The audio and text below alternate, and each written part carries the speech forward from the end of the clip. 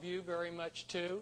It's very encouraging to me to see so many Americans coming out who love their country and love the truth. We have a lot of good information, and this next part of the talk is going to be some of the most difficult information. Now, our prominent bloodlines of the mystery religions, they keep their power and wealth by dynastic intermarriage.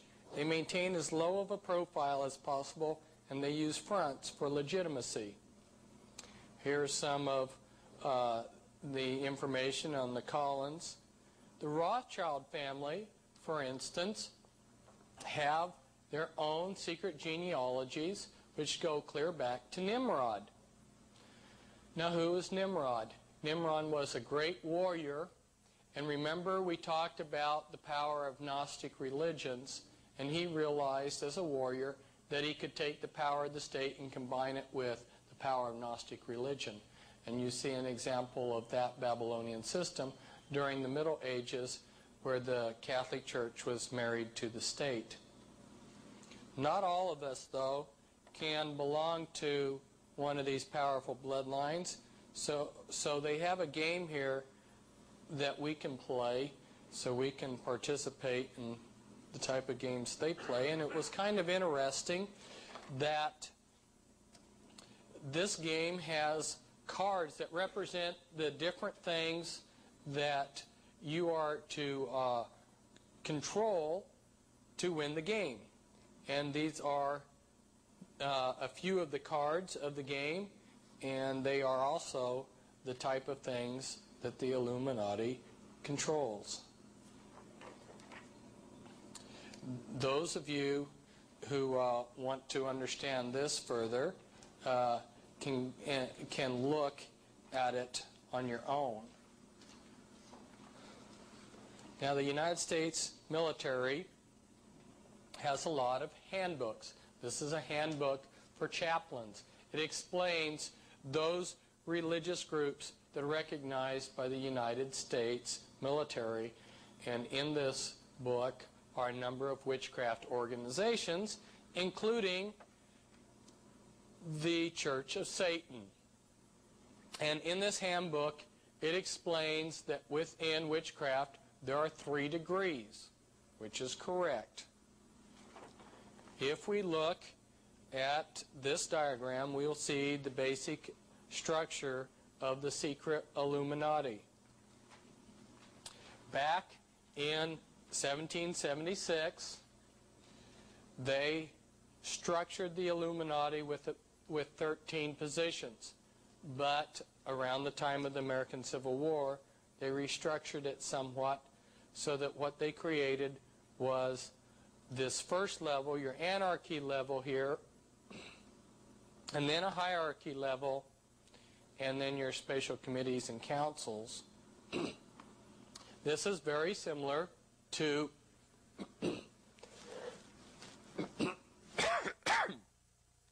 excuse me. This is very similar to what we saw on our diagram, where you had your remember on your Gnostic religions, where you had your broad mass religions and your initiate group. On the anarchy level, you'll find thousands of different witchcraft groups that each have their own rituals and their own beliefs, and they look disassociated and unorganized and unrelated. But then, if you are selected to go beyond that, you will enter the hierarchy level, and as a little girl, for instance, you would be part of Sisters of Light, and then as a teenager you'd be inducted into the Mothers of Darkness, and then you would progress to the Grandmother level. And they have many special committees and councils. For instance, your council of 3, 5, 7, 11, 13, your Grand Druid Council, your committee of 300, your committee of 500.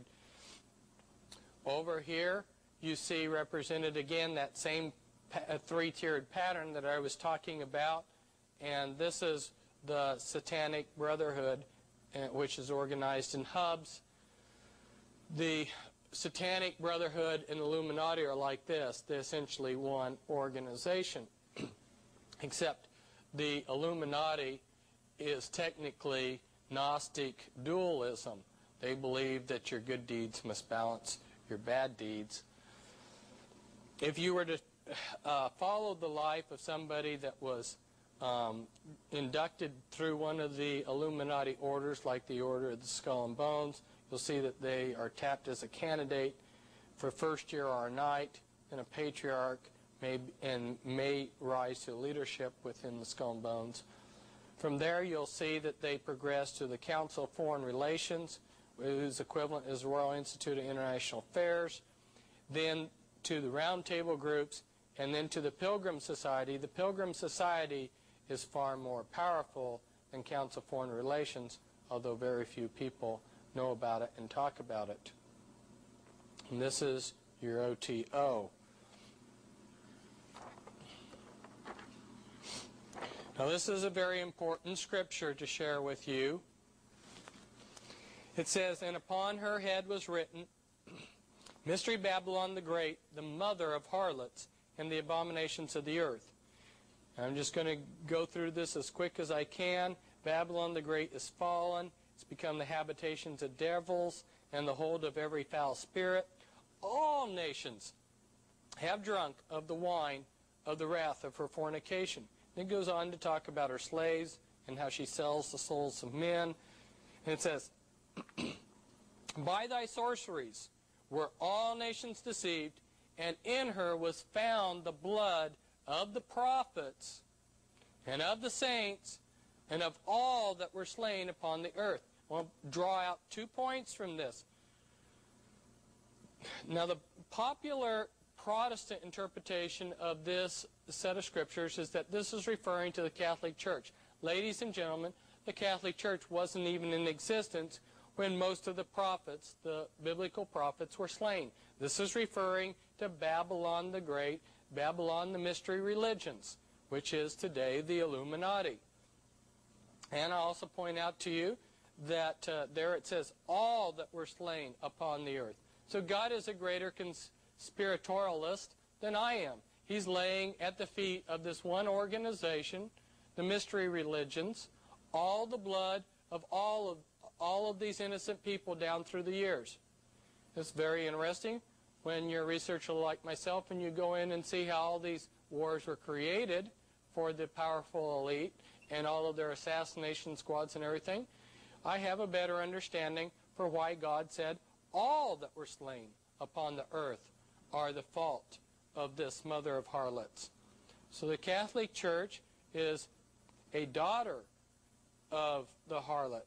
We're not talking about a Jewish conspiracy. We're not talking about a Catholic conspiracy. We're talking about a conspiracy that involves all the nations of the earth. And in the Scottish Rites Journal of this year, they talk about the double eagle. Now, this is a logo that comes from Babylon, and many countries around the world have adopted it. And these are a few of the countries over here that have adopted it. You've got Israel and Mexico and France and Germany and Turkey and Bolivia and Chile and Honduras and Italy, and another country that has adopted it that's not given there is Canada.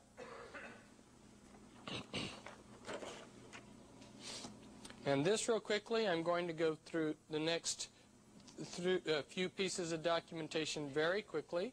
Try to hold it here for just a few seconds so that they can zero in on it.